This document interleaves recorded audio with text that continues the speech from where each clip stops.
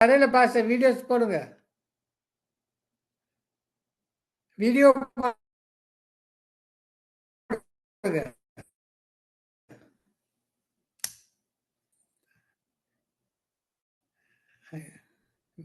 நீங்க ஜாயின் பண்றீங்க, வீடியோ போடுங்க.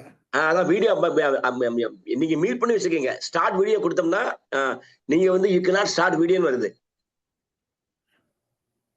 அப்ப நீங்க செய்தியை கொடுங்க பாச. இல்ல ஸ்டார்ட் வீடியோ பண்ண முடியல. ஸ்டார்ட் வீடியோ போட்டோம்னா நீங்க மியூட் பண்ணி வச்சுக்கீங்கன்னு சொல்லுது. You cannot start your video. இந்த இப்போ okay. Okay okay. now it's okay. Thank you. Thank you. Praise God Jesus. Good morning. இயேசுடைய பரிசுத்தமான திருப்பெயரால மகேந்திரன் சீனிவாசன் ஐயா அவர்களை நாங்கள் காலை வேளையில வாழ்த்துகிறோம். ஆண்டவராக இயேசுவுக்கு நன்றி சொல்லி இந்த அருமையான காலை வேளையை ஆண்டவர் இயேசு அடியனுக்கு கொடுத்து கர்த்தராகிய இயேசு கிறிஸ்துவின் திருநாமத்தை மையப்படுத்த ஒரு சந்தர்ப்பத்தை கொடுத்துள்ளார். முதலாவது திரியக ராஜாவுக்கு ஒவ்வொரு தேவனுக்கு நன்றி சொல்றேன். ஒரு சின்ன ஜெபம். தந்தையாகிய கவதேவனே எங்க மத்தியில வாருங்க. இயேசு ராஜாவே எங்க மத்தியில வாருங்க. பரிசுத்த ஆவியானவரே எங்க மத்தியில வாருங்க. இதோ அடியேன், என்னை நான் மறைத்துக் கொள்கிறேன், நீங்க வெளிப்படுங்க. இதோ என் வாயும் நாவும், நான் மௌனமா இருக்கிறேன், நீங்க பேசுங்க. ஆன்மாவாகிய நிலத்திலே விதைக்கப்பட போகிற வசனமாகிய நம்முடைய வார்த்தைகள் ஒன்றுக்கு 100ஆக பலன் ஆண்டவரே. எந்த நோக்கத்துக்காக என்னை அழைத்து வந்தீரோ அந்த நோக்கங்கள் விண்ணகத்தில் நிறைவேறது போல மன்னகத்துல பூமியில இந்த அருமையான சங்கமம் தமிழ் கிறிஸ்தவ நற்செய்தி ஒளிபரப்பு மூலமாக தேவ வார்த்தையை வெளிச்சம் என்ற நிகழ்ச்சியின் மூலமாக மகிமைப்படுவதாக, உம் சித்தம் எங்களில் நிறைவேறுவதாக. ஆமேன். ஹல்லேலூயா. அருமையான இந்த கால வேளையிலே இதை கேட்டுக்கொண்டிருக்கின்ற பார்த்து கொண்டிருக்கின்ற ஒவ்வொருவரையும் நசனாகிய இயேசு கிறிஸ்துவினுடைய பரிசுத்தமான திருப்பெயரால வாழ்த்துகிறோம். ஒரு வித்தியாசமான ஒரு செய்தி. ஒருமுறை பிறந்தவன் இருமுறை மரிப்பானே, இருமுறை பிறந்தவன் ஒருமுறை மரிப்பானே. பரிசுத்த வேதாகமத்துல வெளிப்படுத்தின சுவிசேஷம் 20ஆம் அதிகாரம் 5, 6 மற்றும் 13 உள்ள தேவ வசனங்கள்ல சொல்லப்பட்டிருக்குது. மீண்டும் ஒருமுறை சொல்கிறேன். ஒருமுறை பிறந்தவன் இருமுறை மரிப்பானே, இருமுறை பிறந்தவன் ஒருமுறை மரிப்பானே. இன்னைக்கு நான் பேச போற ஒரு சப்ஜெக்ட் ஆண்டோடைய கிருபையால பரிசுத்தாவியோட உதவியோட தேவனுடைய அன்போட 1 தெசலோனிக்கேயர் 5:23 இந்த பரிசுத்த தேவ வசனத்துல, சமாதானத்தின் தேவன் தாமே உங்களை முற்றிலும் பரிசுத்தமாக்குவாராக. உங்கள் ஆவி, ஆத்மா, சரீரம் முழுவதும் நம்முடைய கர்த்தராகிய இயேசு கிறிஸ்து வரும் பொழுது குற்றமற்றதாய் இருக்கும்படி காக்கப்படுவதாக. உங்களை அழைக்கின்றவர் உண்மை உள்ளவர், அவர் அப்படியே செய்வார். இதுல கவனிச்சீங்களா? சமாதானத்தின் தேவன் உங்களுடைய ஆவி, ஆன்மா, சரீரம் முழுவதும் நம்முடைய கர்த்தராகிய இயேசு கிறிஸ்து வரும் பொழுது குற்றமற்றதா இருக்கும்படி காக்கப்படுவதாக. ஆகவே இந்த ஆவி, ஆன்மா, சரீரம் என்பதை நாம் அறிந்து கொண்டால்தான் அது எப்படி சுத்தமாக பரிசுத்தமாக கர்த்தருக்கு முன்பாக பிரியப்படும்படியாக கர்த்தருடைய தீவ புத்திரத்திலே கிறுக்கப்படாதபடி நம்முடைய பெயர்கள் எழுதப்படத்தக்கதாக நாம் எப்படி வாழ முடியும் என்பதை உங்களுக்கு நான் அறிவிக்க விரும்புகிறேன். எபிரேயர் 4ஆம் அதிகாரம் 12ஆம் வசனம் இவ்வாறாக சொல்கிறது. தேவனுடைய வார்த்தையானது ஜீவனும் வல்லமையும் உள்ளதாயும் 1, இருபுறம் கருக்குள்ள எந்த பட்டயத்திலும் கருக்கானதாயும் 2, 3, ஆத்மாவையும் ஆவியையும் கணுக்களையும் ஊனையும் பிரிக்கத்தக்கதாக உருவ குத்துகிறதாயும் இருதயத்தின் நினைவுகளையும் யோசனைகளையும் வகை அறுக்கிறதாயும் இருக்கிறது. இவ்வளவு அழகா சொல்லப்பட்டிருக்கு. கவனிச்சிங்களா? கர்த்தருடைய வசனம் ஆவி, ஆன்மா, சரீரத்தை உருவ குத்துகிறதா இருக்கிறது, வகை அறுக்கிறதா இருக்கிறது, இருதயத்தின் யோசனைகளை நினைவுகள் எல்லாம் வகைப்படுத்துகிறதா இருக்கிறது. ஆமென். ஹல்லேலூயா. நாம் எப்படி படைக்கப்பட்டிருக்கோம் என்பதை குறித்து சங்கீதக்காரன் சொல்கிறார். 139ஆம் சங்கீதம் 14 மிகவும் அழகாக சொல்லப்பட்டிருக்கு. நான் ஒளிப்பிடத்திலே உண்டாக்கப்பட்டு பூமியின் தாழ்விடங்களில் விசித்த வினோதமாய் உருவாக்கப்பட்ட போது என் எலும்புகள் உமக்கு மறைவாக இருக்கவில்லை. என் கருவை உன் கண்கள் கண்டது. என் இல்லாத போதே அவைகள் அனைத்தும் உருவேற்கும் நாட்களும் உன் புத்தகத்தில் எழுதி இருந்தது. அல்லேலூயா. தோத்திரம். ஆண்டவருக்கு நன்றி சொல்லுவோம். நம்முடைய தாயின் கருவுல நம்ம கரு உருவாகும் போதே கர்த்தர் எக்ஸ்ரே கண்கள் அதை பார்க்கிறது. இவ்வளவு பெரிய பாக்கியம் பாருங்க. நானும் நீங்கள் இந்த உலகத்துல வாழ ஆண்டவர் தந்த நாட்களுக்காக நன்றி சொல்ல கடமைப்பட்டிருக்கோம். அல்லேலூயா. தோத்திரம். எப்படி நம்ம மனிதன் ஆவி ஆன்மா சரீரமாக உருவாக்கப்படுகிறான் என்பதை குறித்து நம்ம இன்னைக்கு பார்க்க போறோம். நிறைய இடத்துல இந்த இந்த 3 வகையான காரியங்கள் உண்டு. நம்ம நம்ம வழிபடுற ஒரே தெய்வம் 3 வகையாக செயல்படுகிறார். தந்தையாகிய இறைவனாக, அவருடைய ஒரே குமாரனாகிய குமாரனாகிய இயேசு கிறிஸ்துவாக, அவர் அனுப்பிய தேற்றரவாளனாகிய பரிசுத்த ஆவியாக, ஒவ்வொரு தெய்வமும் திரியேக ராஜா செயல்படுகிறார். தந்தையாகிய நீதியின் சூரியனாக இருக்கிறார்.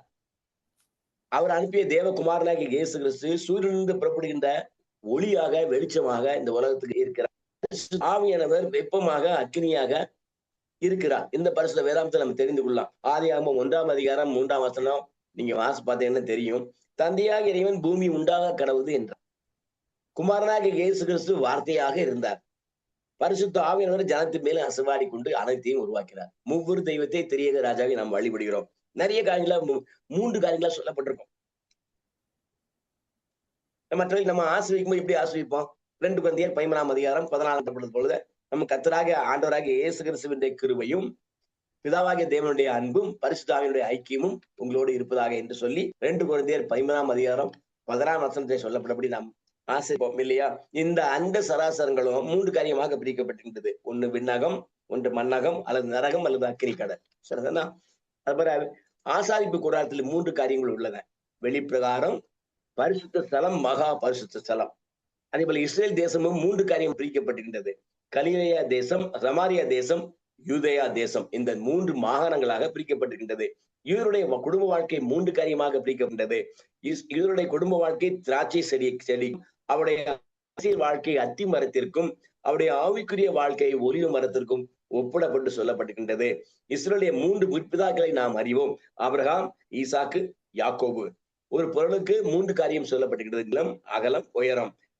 நேரத்தில் மணி, நிமிடம், நொடி என்று 3 காரியங்கள் சொல்லப்பட்டிருக்கிறது. நாட்டில் முக்கணிகள் சொல்லப்படுகிறது. மா, பலா, வாழை. இப்படி பல காரியங்கள்ல 3 காரியங்களா சொல்லப்பட்டிருக்கிறது. ஆமா, நமக்கு இப்ப நம்ம சரீரத்தை குறித்து பார்க்க போறோம். சரீரம்னா என்ன வரும்? பரிசுத்த வேதாகமத்தினுடைய வாக்கியங்களின் படி சரீரம்னா என்ன? நம் சரீரத்துல மெய், வாய், கண், மூக்கு, செவி, இந்த 5 புலன்களை மனிதன் இந்த உலகோடு தொடர்பு கொள்ள ஆண்டவர் இயேசு படைத்திருக்கிறார். இது எப்படி நம்ம செயல்படுறோம்? ஆவி ஆன்மா சட்டத்தில் பார்க்கலாம். சரீரத்தில் நம்மால் இயக்கக்கூடிய உறுப்புகள் கண்கள், கைகள், கால்கள், வாய், நாக்கு, இவைகள்லாம் சரீரத்தில் நம்மளால இயக்கப்படக்கூடிய உறுப்புகள். சரீரத்தில் நம்மால் இயக்கப்பட முடியாத உறுப்புகள் இதயம், மூளை, வயிறு, சிறுநீரகங்கள், கல்லீரல், சிறுகுடல், பெருகுடல், நுரையீரல்கள், சுரப்பி, இவைகள்லாம் நம்மளால இயக்க முடியாதவைகள். இந்த உடலானது கர்த்தருடைய ஆலயமா இருக்கிறது என்று 1 கொரிந்தியர் 3ஆம் அதிகாரம் 16ஆம் வசனத்துல நம்ம வாசிக்கிறோம். இது ஒரு ஆலயமா இருக்கணும். யாருக்கு? ஆண்டவராகிய இயேசு ராஜா நம்முடைய இதயமாகிய ஆழத்துல நீதியாக சிங்காசனத்துல அமர்ந்திருக்கும் அவர். சோ நம்ம உடலுக்குள்ளேயே ஆண்டவர் வச்சிருக்கிறான்னு சொல்றாரு. எவ்வளவு பெரிய மகிமை உள்ள தம்முடைய சாயலாக தான் நம்மளை படைத்திருக்கிறார் மண்ணிலிருந்து. பாருங்க, இதுல உங்களால் இயக்கக்கூடாத உறுப்புகள் ஆவியில் இயங்குகிறது. நல்லா கவனிங்க. உங்களால் இயக்கக்கூடாத உறுப்புகள், அது என்ன, நான் ஏற்கனவே சொன்ன மாதிரி இது மூளை, வயிறு, சிறுநீரகங்கள், கல்லீரல் எல்லாம் ஆவியில இறங்குகிறது. மாத்திரமல்ல, நினைவு, ஞாபகம், மனசாட்சி, வெளிப்பாடுகள், தேவ பிரசன்னம், கனவுகள், தரிசனங்கள்லாம் ஆவியில இயங்குது. இந்த உடலால் இயக்கப்படக்கூடிய காரியங்கள்லாம் சரீரத்துல இயங்குது. அவைகள்லாம் உங்களுக்கு தெரியும். கண்கள், கைகள், வாய்கள், வாய், நாக்கு, இவைகள்லாம் இயங்கக்கூடிய உறுப்புகள். இவை சரீரத்தால் இயக்கப்படக்கூடிய காரியம். ஆண்டவர் மனிதனை படைக்கும் ஆதியாகமம் 2ஆம் அதிகாரம் 7ஆம் வசனத்துல ஆதாமை தேவன் சபிக்கும் பொழுது, நீ மண்ணா இருக்கிறாய், மண்ணுக்கு திரும்புவா என்று சொன்னார். இந்த சரீரம் குறித்துதான் ஆண்டவர் சொல்றார். இந்த சரீரம் மண்ணா இருக்கிறது, அது மண்ணுக்கே திரும்பும் என்று ஆதியாகமம் 3ஆம் அதிகாரம் 19ஆம் வசனம் சொல்லப்பட்டிருக்குது. சரி, இந்த மனிதனுக்கு ஒரு பெயர் கொடுத்திருக்கோம் இல்லையா? ஒவ்வொரு மனிதனுக்கு ஒரு பெயர். அந்த பெயர் ஆவிக்கு கொடுக்கப்பட்டதா, ஆன்மாவுக்கு கொடுக்கப்பட்டதா, சரீரத்துக்கு கொடுக்கப்பட்டதா என்று நான் உங்களை கேட்டா நீங்க என்ன பதில் சொல்லுவீங்க? நாம நினைப்போம், இந்த சரீரத்துக்கு ஒரு பெயர் கொடுக்கப்பட்டிருக்குது. இந்த சரீரத்தை பார்க்கும் பொழுது என்னை பெயர் சொல்லி ஐயா அவர்கள் அழைத்தார்கள். நீங்க பார்க்கும் பொழுது என்னை சரீரத்தை பார்த்து, ஓஹோ, இவர் தான் சேவியர் ராஜநாயகமா அப்படின்னு சொல்லி நீங்க என்னை அடையாளம் கண்டு கொள்வீர்கள். ஆனால் உண்மையிலே இந்த பெயரானது ஆவிக்கு கொடுக்கப்பட்டிருக்கின்றது. எப்படி என்றால், எக்ஸ் என்று வைத்துக் கொள்வோம். ஒரு மனிதன் இந்த உலகத்தை விட்டு கர்த்தருக்குள் நித்திரையிடுகிறான் என்று வைத்துக் கொண்டால், அவனை நம்ம எப்படி அழைப்போம்? அவனை பெயர் சொல்லியா? இல்ல. பெயர் சொல்லி மரணத்துக்கு பின் யாரையும் அழைப்பதில்லை. அது பிரேதம் என்று, சடலம் என்றுதான் அழைப்போம். அப்படின்னா அவன் எங்க போயிட்டான்? அந்த ஆவிக்கு கொடுக்கப்பட்ட பெயர் தான் சரீரத்துல நிலைத்து இருக்கிறது. அந்த ஆவிக்கு அந்த ஆவி பார்த்து தன்னை தந்த தேவனிடத்தில் திரும்பும் பொழுது இந்த பெயர் மறைந்து விடுகிறது. ஆகவே நமக்கு கொடுக்கப்பட்ட இந்த பெயரானது நம்முடைய சரீரத்துக்கு அல்ல, ஆத்மாக்கு அல்ல, அது ஆவிக்குரியது. சரி, ஆத்மாக்கு ஆண்டவர் ஒரு பெயர் தருவார், அதுக்கு ஒரு உடலை தருவார். அவர் அழியாத ஒரு உடலை ஆண்டவர் நமக்கு தர போகிறார். ஆமா, நம்முடைய மரணத்துக்கு பிறகு அந்த காரியம் சம்பவிக்கும். அதான் சொன்னேன், ஒருமுறை பிறந்தவன் இருமுறை மரிக்கிறான், இருமுறை பிறந்தவன் ஒரு முறை மரிக்கிறான். நீங்க பரிசுத்த வேதாகமத்தை வாசி பார்த்தா இந்த காரியம் உங்களுக்கு புரியும். ரெண்டாவது, நம்ம ஸ்பிரிட் அப்படின்னா என்னன்னு பார்ப்போம். ஆவி அப்படின்னு சொல்றோம்ல, இது எப்படி நம்ம பார்ப்போம். பிரசங்கி எழுதின பரிசுத்த வேதாகமத்துல 12ஆம் அதிகாரம் 7ஆம் வசனம் இப்படி சொல்லுது, இவ்விதமாக மண்ணானது தன் முன்னிருந்த பூமிக்கு திரும்பி ஆவி தன்னை தந்த தேவனிடத்துக்கு மறுபடியும் போகாததற்கு முன்னும் அவரே உன் வாலிய பிரயாத்திலே நினை. ஆவி நம் மதித்த பின்பு செல்ற இடம் தேவனிடத்தில் போயிருது. ஏன்னா ஆவி அவர் நாசத்தையும் ஜீவனையும் அவர் மூலமாக உருவாக்கி மனுஷனை ஜீவாத்மாக உருவாக்கினார். நல்லா கவனிங்க, இந்த ஆவியானது நம்முடைய மரணத்துக்கு பின்பு தேவனிடத்தில் போகிறதாம். ஆனா இப்ப மற்ற ஜந்துக்கள், மற்ற பிராணிகள், பறவைகள், மிருகங்கள், கடலில் வாழும் ஜந்துக்கள் எல்லாமே அவைகளுக்கு ஜீவன் உண்டு, ஆவி கிடையாது. நீங்க வித்தியாசம் புரிஞ்சுக்கிட்டோம். அந்த ஜீவன் எங்க போகுதான்? கால பூமிக்கு போகிறதாம். நல்ல கவனிங்க, பரிசுத்த வேதாகமம் 21 உள்ள தேவர்கள்ல எல்லாம் ஒரே போகிறது, எல்லாம் மண்ணிலே உண்டாகிறது, எல்லாம் மண்ணுக்கு திரும்புகிறது. உயர ஏறும், நல்ல கவனிங்க, உயர ஏறும் மனுஷனுடைய ஆவியையும் கால பூமியில் இறங்கும் மிருகங்களின் ஆவியையும் அறிகிறவன் யார்? மிருகங்களின் ஆவி, பறவைகளின் ஆவி, கடலில் உள்ள ஜந்துக்களின் ஆவியெல்லாம் கால பூமியிலே இறங்கும். ஆனா மனிதன ஆவி மேலே போகும், அது தேவனிடத்தில் போகும். அப்படிதான் வேதம் அழகாக சொல்லுது. உயிரானது ஜீவன் இந்த உடலை விட்டு பிரியும் பொழுது ஆவியும் ஆத்மாவும் ரெண்டாக பிரியும். ஆவியும் ஆத்மா ரெண்டாக பிரியும். ஆவி தன்னை தேவனிடத்தில் போகிறது, ஆத்மா நியாய தீர்ப்பிற்கு காத்திருக்கிறது. ஆதியாகமம் 2ஆம் அதிகாரம் 7ஆம் வசனம் அழகா சொல்லப்பட்டிருக்கு. தேவனாகிய கர்த்தர் மனுஷனை பூமியின் மண்ணினாலே உருவாக்கி, நல்லா கவனிங்க, பூமியின் மண்ணிலிருந்து தான் உருவாக்குனாரு. ஆனா ஜீவ சுவாசத்தை, தன்னுடைய ஜீவ சுவாசத்தை அவன் நாசி மனிதன் ஜீவ ஆத்மா ஆனான். நான் ஜீவாத்மா இருக்கிறோம், மிருகங்களுக்கோ பறவைகளுக்கோ ஆத்மா கிடையாது. ஆமென், அல்லேலூயா. இந்த மனிதனுடைய ஆவியானது அது ஆவியின் உலகத்தோட தொடர்பு கொள்ளக்கூடியது. மாத்திரமல்ல, பரிசுத்த ஆவியனுடைய அபிஷேகம் நாம் பெறும் போது ஆவி பகுதியில் தான் நம் பரிசுத்த ஆவியர் வந்து தங்குகிறார். உடல் இல்ல, ஆவியில் தங்குகிறார். அதான் நம்முடைய சொப்பனங்கள், கனவுகள், தரிசனங்கள் எல்லாம் ஆண்டவர் நோக்கி, ஒரு ரசிக்கப்படும் பொழுது நம்முடைய காரியங்கள் எல்லாம் ஆண்டவராக இயேசு நோக்கியே இருக்கும், பரிசுத்த ஆவியனுடைய நோக்கியே இருக்கும். நம்முடைய ஆவியில் தான் இந்த தரிசனங்கள், சொப்பனங்கள், நம்முடைய வெளிப்பாடுகள், விண்ணத்தோட தொடர்பு கொள்ள காரியங்கள் எல்லாம் வெளிப்படுத்தப்படுகிறது. சோ நீங்க புரிஞ்சுக்கோங்க, பரிசுத்த ஆவியனுடைய வந்து முதல்ல நம்முடைய ஆவியில் ஏற்படுகிறது. அல்லேலூயா. பாருங்க, 1 பேதுரு 3ஆம் அதிகாரம் 18ஆம் வசனம் இப்படி சொல்லுது, இயேசு மாம்சத்திலே, சரீரத்திலே கொலை உண்டு, ஆவியிலே உயிர்ப்பிக்கப்பட்டார். அந்த ஆவியிலே தாமே இயேசு போய் காவலில் உள்ள ஆவிகளுக்கு பிரசங்கித்தார். ஆனா இன்னொரு காரியம் சொல்லப்பட்டிருக்குது, ஆண்டோடைய உடலானது, மாம்சமானது அழிவுக்குரியது அல்ல அப்படின்னு பரிசுத்த வேதாகமம் சொல்லுது. பார்ப்போம். யோவான் எழுதின பரிசுத்த வேதாகமம் 4ஆம் அதிகாரம் 24ஆம் வசனம் சொல்லுது, தேவன் ஆவியா இருக்கிறார், அவரை தொழுது கொள்கின்றவர்கள் ஆவியோடும் உண்மையோடும் அவரை தொழுது கொள்ள வேண்டும். நம்ம எப்படி தொழுது கொள்ளணுமா? ஆவியோடும் உண்மையோடும் நம்ம தெய்வத்தை, தெரிய ராஜாவை தொழுது கொள்ள வேண்டும் என்று சொல்லுது. ஆமா, மத்தேயு எழுதின சுவிசேஷம் 6ஆம் அதிகாரம் 33ஆம் வசனம் சொல்லுது, முதலாவது தேவனுடைய ராஜ்யத்தையும் அவருடைய நீதியையும் தேடுவோம், பிறகு இவைகள் எல்லாம் உங்களுக்கு கொடுக்கப்படும். எவைகள் கொடுக்கப்படும்? அதுக்கு முந்தின வருஷத்தை நீங்க வாசி பார்த்தீங்கன்னா தெரியும். எதை குடிப்போம், எதை உண்போம், எதை உடுப்போம், எப்படி வாழ்வோம், எப்படி இருப்போம், அது தேவையில்லை. முதலாவது வாழ்க்கை, 2வது அறிவின் வாழ்க்கை, 3வது சரீரத்தின் வாழ்க்கை என்று நாம் முறைப்படுத்திக் கொண்டால் கர்த்தருக்குள் வாழ நம்மால் முடியும். இயேசுடைய உலக பிரகாரமான தாயார் மரியாள் அவர்கள் லூக்கா எழுதின பரிசுத்த வேதாகமத்துல 1ஆம் அதிகாரம் 46, 47 இவ்வாறாக சொல்கிறார்கள், என் ஆத்மா கர்த்தரை மகிமைப்படுத்துகிறது, என் ஆவி இரட்சகராக தேவனில் களி கூறுகிறது. நல்ல கவனிங்க, நல்ல கவனிங்க.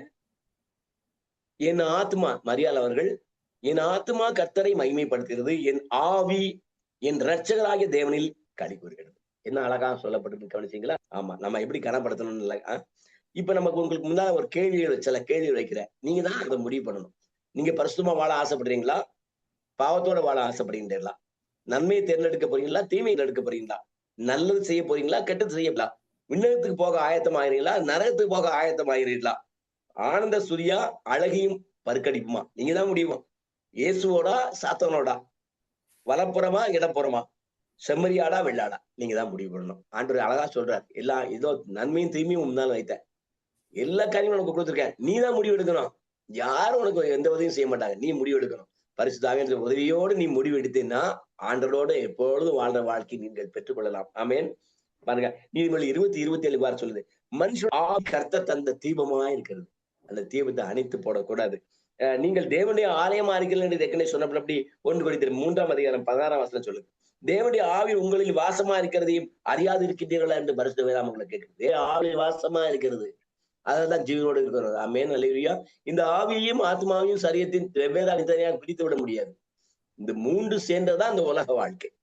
இதுல எதையும் தனியாக முடியாது. சரீரத்தை பிரிக்க முடியாது, ஆவியை தனியாக பிரிக்க முடியாது, ஆத்மாவை தனியாக பிரிக்க முடியாது. அதான் சகரியார் 12:1 வானங்களை விரித்து பூமியை அஸ்திபாரப்படுத்தி ஆவியை அவனுக்குள் உண்டாக்குற கர்த்தர் சொல்கிறதாவது. நல்லா கவனிச்சீங்களா? ஆவியை அவனுக்குள்ள வைக்கிற, அதெல்லாம் கவனிக்க, சில விஷயம் எல்லாம் கவனிங்க. ஆமென், அல்லேலூயா.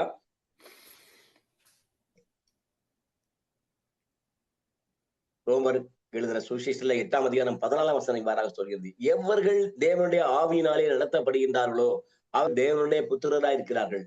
நாம் ஆவியினால் நடத்தப்பட வேண்டும், ஆவியினால் நடத்தப்பட வேண்டும். இந்த ஆவியினாலே நாம் ஆத்மாவுக்கு அந்த ஆவிக்குரிய காரியங்களை டிரான்ஸ்பர் பண்ணோம்னா, இந்த ஆவியும் ஆத்மாவும் இணையும் பொழுது மாம்சத்தை கட்டுப்படுத்த முடியும்.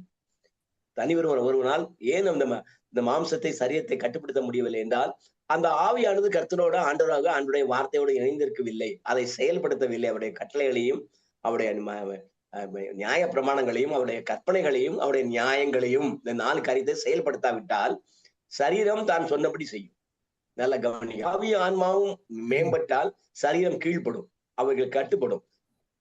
ஆத்மாவும் சரீரமும் ஒன்றுபட்டால் ஆவியிலிருந்து நம்ம பிரிக்கப்படுவோம். கர்த்தருடைய வார்த்தையிலிருந்து வசனங்களிலிருந்து கர்த்தருடைய பரிசுத்தத்திலிருந்து முக்கியப்படுவோம். ஆகவே ஆவி ஆன்மாவும் ஒன்று கர்த்தரோட இணைந்திருந்தால் இந்த சரீரத்தை கட்டுப்படுத்தி கர்த்தருக்கு பிரியமாக வாழ முடியும். மாறாக ஆத்மா சரீரம் சொல்லப்படி காரியங்களாம் செயல்படுத்தினால் கர்த்தருக்கு விரோதமாக நாம் போக முடியும். அது நம்ம கரங்கள் தான் கொடுக்கப்பட்டிருக்குது. இந்த ஆவி ஆன்மா சரீரத்துல ஆத்மா மட்டுமே நித்திய பேரின்பமாகிய விண்ணகத்தையோ நித்திய வேதனையோ சுதந்திரிக்க கூடியது. நல்ல கவனிங்க, இந்த ஆத்மா, அதான் ஆத்மா தான் ரொம்ப அழகா அடிக்கடி ஆண்டவர் சொல்வார் அந்த ஆத்மா குறித்து. மாமிசம் பலவீனமானது, ஆவியோ உற்சாகமானது, உயிர்ப்பிக்கிறது. நல்ல கவனிங்க, இந்த ஆத்மா தூய ஆவியானோட இணைந்து வழிநடத்தப்படும் பொழுது மனிதன் மீட்படைகிறான். அப்பதான் அவன் மீட்புங்கிற வரான். கர்த்தருடைய வசனங்கள் வார்த்தைகள் செயல்பட்டு பரிசுத்த ஆவியானவர் வரும் பொழுது இந்த உலக காரியங்கள் இருந்து பாவ காரியங்கள் இருந்து அவன் மீட்பு பெறுகிறான். 10 வகையா பாவங்களை பிரிக்கலாம். 10 வகையான பாவங்கள் இருந்து அவன் மீட்பு பெறுகிறான். ஆமென், அல்லேலூயா. யாக்கோபு எழுதின சுவிசேஷம் 1:21 ஆகிய நீங்கள் எல்லாவித அழுக்கையும் கொடிய துர்க்குணத்தையும் ஒழித்து விட்டு உங்கள் உள்ளத்தில் நாட்டப்பட்டதாயும் உங்கள் ஆத்மாவை ரட்சிக்க வல்லமை உள்ளதாய் இருக்கிற வசனத்தை சாந்தமாக ஏற்றுக்கொள்ளுங்க. அல்ல, இந்த ஆவி கர்த்தருக்குள் வழிநடத்தப்பட வேண்டும் என்றால் ஆத்மா மீட்கப்பட்டிருக்க வேண்டும். அது ஆவியாலே, பரிசுத்த ஆவியானவர் நம் ஆவியை கொடியேறி இயேசு கிறிஸ்துவின் வசனங்களையும் தேவனுடைய அன்பை நமக்கு வெளிப்படுத்தி நம்மளை நடத்தும் பொழுது நம்முடைய ஆத்மா மீட்கப்படக்கூடிய காரியங்களை நாம் செய்கிறோம். ஆனா அந்த வசனம் ரொம்ப அழகா சொல்லுவோம், ஆகையால் நீங்கள் எல்லாவித அழுக்கு கொடிய துர்க்குணத்தையும் ஒழித்து விட்டு உங்கள் உள்ளத்தில் நாட்டதாயும் உங்கள் ஆத்மாவை ரட்சிக்க வல்லமை உள்ளதா இருக்கிற வசனத்தை சாந்தமா ஏற்றுக்கொள்ளுங்க. ஆத்மாவை ரட்சித்து நடத்தும். நல்லா கவனிங்க, சரீரம் பரிசுத்தமா இருந்தாதான் ஆத்மா ரட்சிக்கப்படும். இதை நீங்கள் புரிந்து கொள்ள வேண்டும். ஆமென், அல்லேலூயா.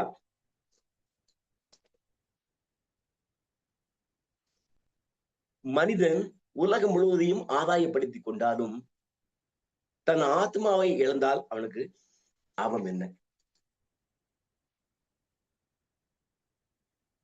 இந்த ஆத்மாவை பற்றி நம்ம படிக்கும் பொழுது மனிதனை தவிர வேறு எந்த படைப்புகளுக்கும் கர்த்தர் ஆத்மாவை வைக்கவில்லை.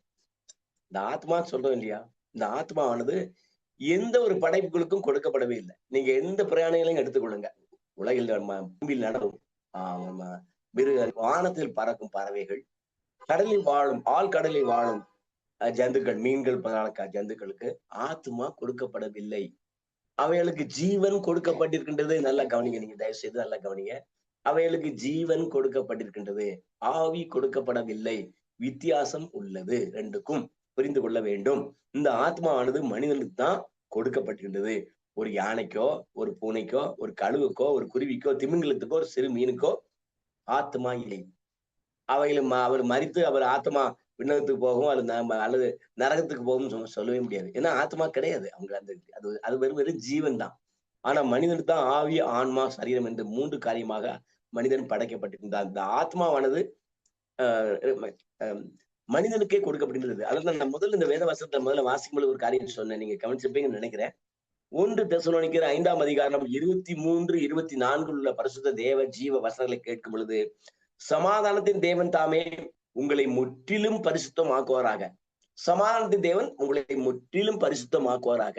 உங்கள் ஆவி, ஆத்மா, சரீரம் முழுவதும் நம்முடைய கர்த்தராகிய இயேசு கிறிஸ்து வரும் பொழுது குற்றமற்றதாய் இருக்கும்படி காக்கப்படுவதாக. நல்ல கவனிங்க. அதாவது திரும்ப திரும்ப சொல்ற அந்த காரியத்தை நல்லா புரிந்து கொள்ளுங்கள்.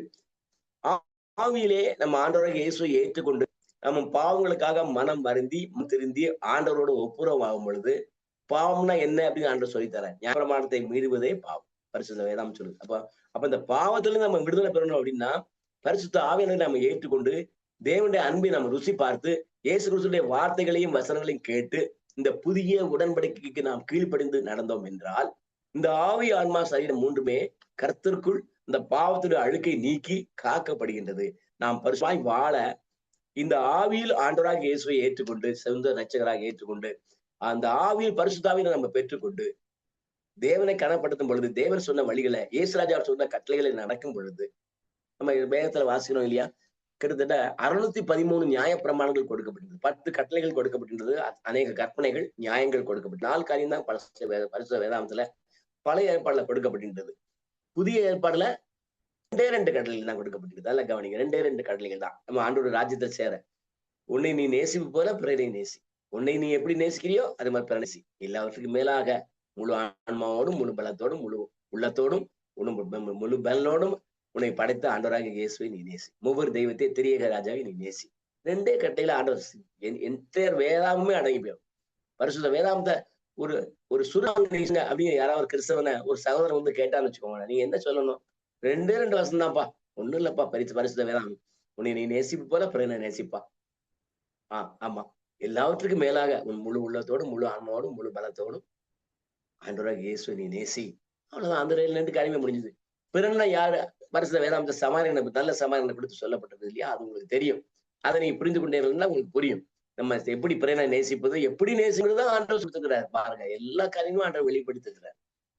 இப்போ இந்த 613 நியாய பிரமாணங்கள், 10 கட்டளைகள், கற்பனைகள், நியாயங்கள் எல்லாமே இந்த 2 கட்டளைகளில யாக்கோபுல சொல்லப்பட்டிருக்கிற ராஜரீக பிரமாணம் என்று இந்த 2 கல்ல அடங்கி இருக்கிறது. Very simple. வேதாந்தத்தை நம்ம கற்றுக்கொள்வது ரொம்ப ரொம்ப ரொம்ப எளிது. இந்த 2 காரியங்களை நம்ம கடைபிடித்தால் போதும். ஒண்ணு, அன்பு இருந்துன்னா நம்ம பாவம் செய்யவே மாட்டோம். அன்பு பாவம் செய்யவே செய்யாது.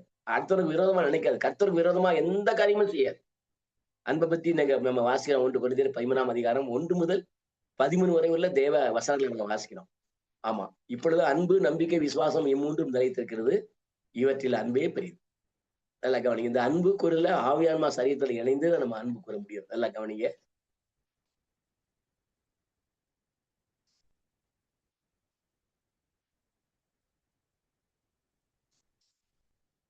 ஆகவே நாம் இந்த உலக வாழ்க்கையை நம்ம எப்படி ஒழுங்குபடுத்தணுமா? முதலாவது ஆவிக்குரிய வாழ்க்கை.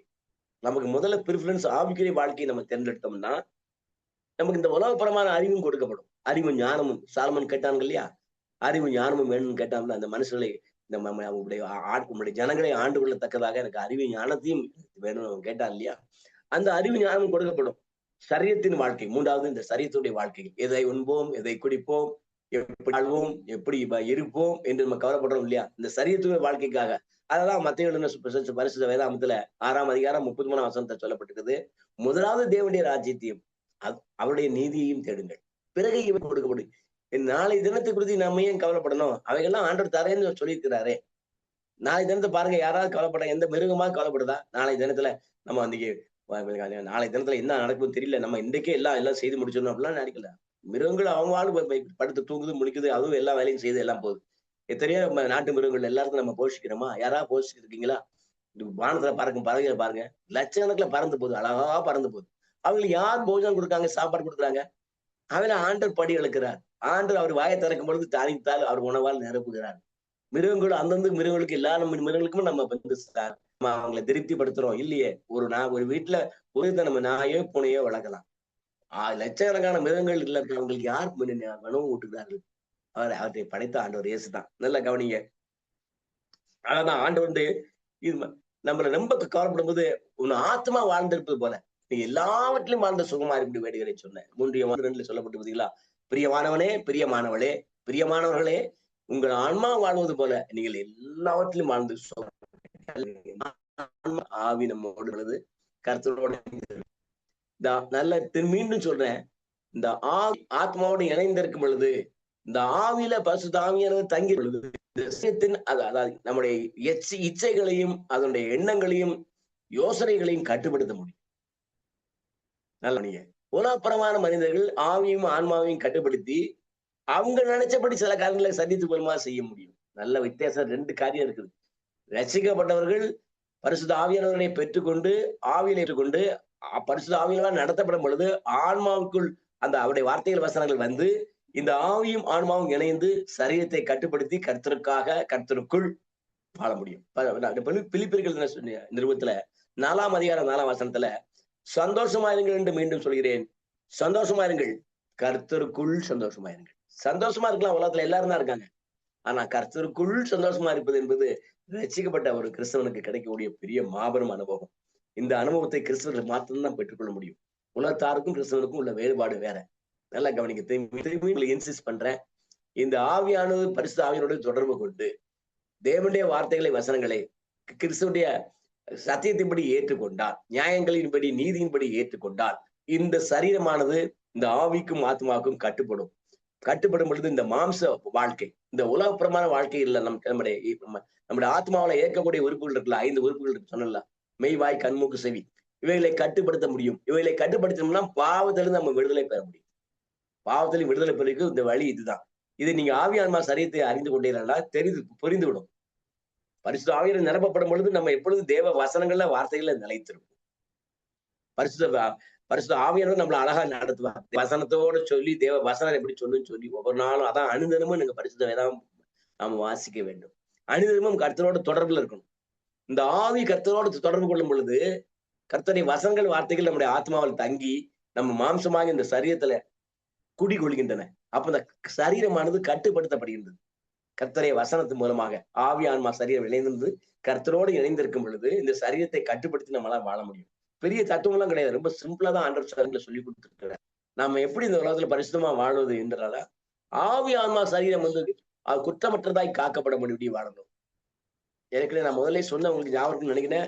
1 தெசலோனிக்கேயர் 5:23 வாசி பாருங்க. நீ வீட்டுல திரும்ப வாசி பாருங்க.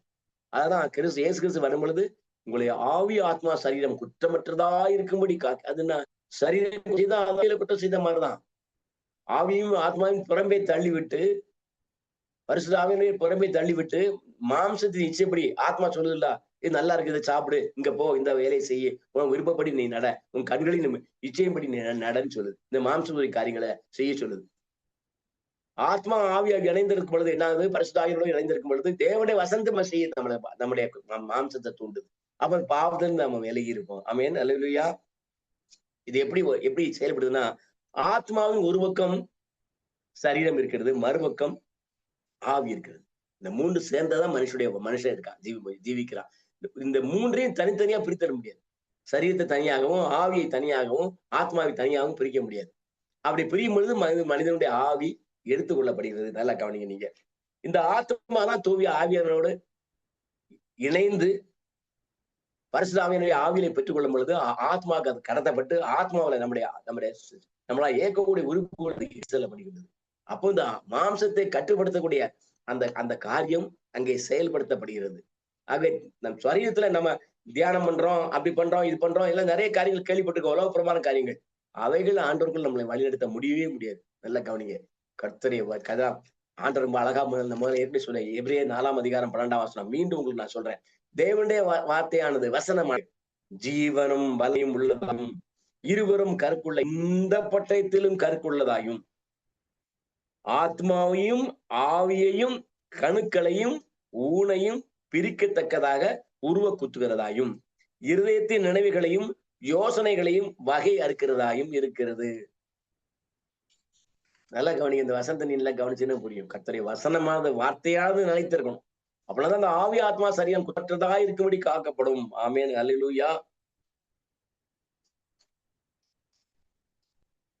ஆண்டவர் மத்திய எழுதின பரிசுத்த வேதாகம் 16:26, மார்க் 8:26, லூக்கா 9:25 இந்த 3 தேவ வசனங்களிலும் ஒரே காரியத்தை நினைவுபடுத்துறார். மீண்டும் உங்களை ஞாபகப்படுத்துகிறேன். மத்திய எழுதின பரிசுத்த வேதாகம் 16ஆம் அதிகாரம் 20 வசனம், மார்க் 8ஆம் அதிகாரம் 36 வசனம், லூக்கா எழுதின சுவிசேஷம் 9ஆம் அதிகாரம் 25 வசனத்திலையும் ஒரே காரியத்தை குறித்து ஆண்டவர் ரொம்ப தெளிவா சொல்றார். மனிதன் உலகத்தையும் ஆதாயப்படுத்தி கொண்டாலும் தன் ஆத்மாவை நஷ்டப்படுத்தினால் அவனுக்கு லாபம் என்ன? அதற்கு ஈடாக அவன் எதை கொடுப்பான்? இந்த ஆத்மா அப்படிதான் அவர் ரொம்ப கவலைப்படுறாரு. அந்த ஆத்மா பரிசுத்தமா இருக்கணும்னா அந்த சரீரம் ஆத்மா சொல்லுபடி நம்ம செய்யணும். இந்த ஆத்மாவில் கர்த்தருடைய வசனம் இருக்குமானால், ஆவியும் ஆத்மாவும் இணைந்து இருக்குமானால் சரீரத்தை நாம் வென்று விட முடியும். இந்த ஆவியிலும் ஆத்மாவிலும் கர்த்தருடைய வசனங்களும் வார்த்தைகள் இருந்து அவைகளும் உங்களை நடத்தினால் இந்த சத்தை கட்டுப்படுத்தி ஆண்டவருக்காக ஒரு பரிசுத்தமான வாழ்க்கை வாழ நம்மளால் முடியும். அதை நாம் அறிந்து கொண்டால் மிகவும் நல்லது. அதான் ஏசாயா 53:12 இப்படி சொல்லப்பட்டிருக்கு. இயேசு தனது ஆத்மாவை மரணத்தில் ஊற்றி ஜெபித்தார். நல்ல கவனிங்க. நம்முடைய ஜெபம் அப்படி நம்ம ஜெபிக்க முடியுமான்னு நம்ம ஆண்டோட தான் கேட்கணும். தன் ஆத்மாவை மரணத்தில் ஊற்றி ஜெபித்தார். வேத வசனங்களை நீங்க முழுமையாக ஆராய்ந்து பார்த்தால், நிதானித்து பார்த்தால் மிகப்பெரிய அதிசயங்களும் அற்புதங்களும் அடங்கி இருக்கு. ஏசாயா 53:12 சொல்லப்பட்டு, இயேசு தனது ஆத்மாவை குற்ற நிவாரண பலியாக ஒப்பு கொடுத்ததினால் தான் நம்முடைய ஆத்மா பாவத்தின் சாபத்தின் பிடியிலிருந்து மீட்கப்பட்டிருக்கின்றது. அவர் அவருடைய ஆத்மாவை ஒப்பு கொடுத்ததுல குற்ற பலியாக நம்முடைய ஆத்மா பாவத்தின் சாபத்தின் பிடியிலிருந்து பிரிக்கப்பட்டிருக்கிறது, மீட்கப்பட்டிருக்கிறது. பார்த்து மீட்பு என்னன்னு நல்லா புரிஞ்சுக்கிட்டீங்களா? ஆமென். அல்லேலூயா. ஆத்மால என்னெல்லாம் இருக்கான்? சுயம், சுயநலம், செல்ஃபில், ஆசைகள், இச்சைகள், ஆசாபாசங்கள், எமோஷன்ஸ், வாஞ்சை, டிசையர்ஸ், ஞானம், விஸ்டம், உணர்ச்சி, எழுச்சி, வைராக்கியங்கள், தெரிந்து கொள்ளுதல், தீர்மானித்தல், செல்ஃப் கான்சியஸ் மைண்ட், சுபாவம், குணாதிசயங்கள், இவைகள்லாம் ஆத்மால இருக்கு. இந்த 7 காரியங்கள் எல்லாம் வேதத்தின் படிதான். சொந்த காரியங்கள், சொந்த கருத்துக்கள் எதுவும் கிடையாது. 1 யோவான் 2:16-17, ஏசாயா 26:8-9, ரோமர் 1:22, நீதிமொழிகள் 2:1-22, 2 கொரிந்தியர் 11ஆம் அதிகாரம் 2ஆம் வசனம், யோசுவா 24:15, எபேசியர் 5:24-3 வசனங்களை வாசி பார்த்தீங்கன்னா தெரியும் ஆத்மால என்னெல்லாம் இருக்குன்னு. திரும்ப சொல்றேன். சுயம், சுயநலம், சுய சித்தம், ஆசைகள், இச்சைகள், ஆசாபாசங்கள், வாஞ்சை, ஞானம், உணர்ச்சி, எழுச்சி, வைராக்கியம், தெரிந்து கொள்ளுதல், தீர்மானித்தல், சுபாவம், குணாதிசயங்கள் இருக்குது. மீண்டும் உங்களுக்கு சொல்றேன். சொல்லிதான் இந்த செய்தியிலிருந்து முடிக்க விரும்புறேன். 3 யோவான் 1:2 சொல்லப்பட்டு, பிரியமானவனே, பிரியமானவர்களே, பிரியமானவளே, உங்கள் ஆன்மா வாழ்வது போல நீங்கள் எல்லாவற்றையும் வாழ்ந்து சுகமா இருக்க முடியும் வேண்டியதுன்னு சொன்ன தேவ வசனத்தை மீண்டும் சொல்றேன். 1 தெசலோனிக்கேயர்ல முதல்ல சொன்ன வசனத்தை சொல்லிதான் நான் முடிக்க ஆசைப்படுறேன். 1 தெசலோனிக்கேயர் 5ஆம் அதிகாரம் 23-24 உள்ள வசனங்களின்படி, சமாதானத்தின் தேவன் தாமே உங்களை முற்றிலும் பரிசுத்தமாக்குவாராக. உங்கள் ஆவி, ஆத்மா, சரீரம் முழுவதும் நம்முடைய கர்த்தராகிய இயேசு கிறிஸ்து வரும் பொழுது குற்றமற்றதாய் இருக்கும்படி காக்கப்படுவதாக. உங்களை அழைக்கின்றவர் உண்மை உள்ளவர், அவர் அப்படியே செய்வார். ஆமென். அல்லேலூயா. ஒரு பாடம் மூலமாக நான் முடிக்கிறேன். அங்கும் இங்கும் ஓடி உலகெங்கும் தேடி பொருளை சேர்க்கும் அன்பு நண்பனே, அங்கும் இங்கும் ஓடி உலகெங்கும் தேடி பொருளை சேர்க்கும் அன்பு நண்பனே, காலங்கள் போதவில்லையோ, களஞ்சியங்கள் நிரம்பவில்லையோ, திருப்தியாகவில்லையோ, நிம்மதி கிடைக்கவில்லையோ, நீங்கள் திருப்தியாகவில்லையோ, நிம்மதி கிடைக்கவில்லையோ, அங்கும் இங்கும் ஓடி உலகெங்கும் தேடி பொருளை சேர்க்கும் அன்பு நண்பனே, இன்று உன் செல்வங்கள் திருடப்பட்டால் உன் செல்வங்கள் யாரை சேரும்? இன்னும் ஒரு தருணம் கொடுக்கப்பட்டதே, இயேசுவிடம் இன்றே வாரும், இயேசுவிடம் இன்றே வாரும். அங்கும் இங்கும் ஓடி உலகெங்கும் தேடி பொருளை சேர்க்கும் அன்பு நண்பனே. இன்று உன் ஜீவன் எடுக்கப்பட்டால் உன் ஆன்மாவிற்கென்ன ஆகும்? இன்று உன் ஜீவன் எடுக்கப்பட்டால் உன் ஆன்மாவிற்கென்ன ஆகும்? இன்னும் ஒரு தருணம் கொடுக்கப்பட்டதே, இயேசுவிடம் இன்றே வாரும், இயேசுவிடம் இன்றே வாரும். அங்கும் இங்கும் ஓடி உலகெங்கும் தேடி பொருளை சேர்க்கும் அன்பு நண்பனே. ஆண்டவரே, அங்கும் இங்கும் ஓடி பொருளை சேர்க்கிறோம், அதை சேர்க்கிறோம், நம்ம கண்களில் விரும்புகிற காரியங்கள் எல்லாம் செய்கிறோம். ஆனால் ஒரு நாள் கர்த்தர் சமூகத்துக்கு முன்பாக நாம் நிற்க வேண்டுமே. நாம் மரணிக்கும் பொழுது ஆவி தனி தந்த தேவனுக்கு சென்றுவிடுமே, சரீரம் மண்ணுக்கு புதைக்கப்படுமே. ஆத்மாவுக்கு என்ன? இந்த கேள்வி உங்க முன்னால வைக்கிறேன். உங்க ஆத்மாக்காக ஆண்டவர் பரிதவிக்கிறார். மத்தேயு 16:20, மார்க் 8:36, லூக்கா 9:25 சொல்லப்பட்ட ஒரே காரியத்தை மீண்டும் சொல்கிறேன். அருமை சகோதரனே, சகோதரியே, மனிதன் நீங்கள் உலகம் முழுவதையும் ஆதாயப்படுத்திக் கொண்டாலும் உங்களுடைய ஆத்மாவை ரசப்படுத்தினால் அதனால லாபம் என்ன? அதற்கு இதாக எதை கொடுப்பீர்கள்? ஆண்டவரே, நீங்க வரும்பொழுது எங்களை ஆவி ஆன்மா சரீரம் குற்றமற்றதாய் காக்க முடியும். கர்த்தர் எங்களுக்கு உதவி செய்வீராக. ஆவி ஆன்மா சரீரத்தில் நாங்கள் பரிசுத்தமாய் வாழ முடியும். ஆண்டவரே, உங்களுடைய வார்த்தைகளும் வசனங்களும் எங்கள் நெஞ்சிலும் நினைவிலையும் வைப்பீரா. ஆண்டவரே, அவற்றை நாங்கள் கீழ்ப்படிந்து கர்த்தருக்கு முன்பாக நாங்கள் குற்றமற்றதாய் காணப்பட முடியாக. நீங்க வரும்பொழுது குற்றமற்றதாய் காணப்பட முடியாக. எங்க ஆவி ஆன்மா சரீரத்தை நாங்கள் ஒப்படைக்கிறோம். ஆண்டவரே, எங்களை ஏற்றுக்கொள்ளுங்கப்பா. உம்மோட எப்பொழுதும் வாழ, நித்திய காலம் வாழ எங்களை நாங்கள் தயார்படுத்திக் கொண்டு இருக்கிறோம். எங்களுக்கு உதவி செய்யுங்க. நாங்கள் குற்றமற்றதாய் வாழ முடியாக. ஆவி ஆன்மா சரீரம் கர்த்தருக்கு முன்பாக பிரியமுள்ளதாய் காணப்படத்தக்கதாக, குற்றமற்றதாய் காணப்படத்தக்கதாக கர்த்தர் எங்களை ஆசீர்வதிப்பீராக. கர்த்தர் அப்பேற்பட்ட கிருபைகளை தந்து விட முடியாது. நன்றி. மீட்பெரும் இரட்சகருமான இயேசுவின் பரிசுத்தமான திருப்பெயரால் நாங்கள் வேண்டி பெற்றுக் கொள்கிறோம் எங்கள் ஜீவன் உள்ள நல்ல தந்தையே. ஆமேன், ஆமேன், ஆமேன். ஆமேன், ஆமேன். நன்றி பாஸ்டர். இன்றைய நாளில் பறவைகளுக்கு ஆத்மா இல்லை, ஜீவன் இருக்கு. எங்கட சரீரத்துக்குள்ளே ஆவி ஆத்மா சரீரம். இந்த சரீரம் பெறப்படும் பொழுது ஆத்மா சரீரத்தோடு ஒட்டுப்படும், ஆவி ஒத்துப்பட்ட உலக வாழ்க்கை கத்தரை விட்டு பின்போம். நாங்கள் ஆவியிலே அனல் கொண்டு ஒழும்பிக்க ஆத்மா வந்துடும். ஆவியும் ஆத்மா ஒன்றா சேரும் பொழுது சரீரம் பரிணப்பட்டு போகும். சரீரம் வந்து ஜோம் பண்ணிடும். அப்ப ஆவி ஆத்மா ஒன்றா இருக்கும் பொழுது பரிசுத்தமான வாழ்க்கை வாழலாம். அருமையான வெளிப்பாட்டு அநேக வார்த்தை கூட கொடுத்தீர்கள். மிக மிக ஆச்சரியமாக இருந்த பாச கத்தர் உங்களையும் ஊழியங்களை தேவன் ஆசிரிப்பாராக. அடுத்த வெள்ளிக்கிழமை இதே நேரம் உங்களை சந்திப்போம். கத்தர் உங்களை ஆசிரிப்பாராக. ஆமேன், ஆமேன், ஆமேன், ஆமேன், ஆமேன், ஆமேன். அருமையான வார்த்தைகள் மூலம் எங்களை ஆசீர்வதிங்க. கர்த்தர் உங்களோட கூட இருந்து உங்களோட ஊழியங்களையும் இன்னும் மென்மேலுமாக ஆசீர்வதிப்பார்கள். நன்றி. இப்ப நாங்க யாவரும் அன்போடு பாஸ்டர் ஆண்டன் ராசனாம் அவர்களை வரவேற்போமாக. Praise the lord pastor. Praise the lord Dolly sister. Praise the lord நேயர்களே. Amen. Praise the lord pastor. வாருங்கள், வந்து கர்த்தருடைய வார்த்தையை பகிர்ந்து கொள்ளுங்கள். நன்றி.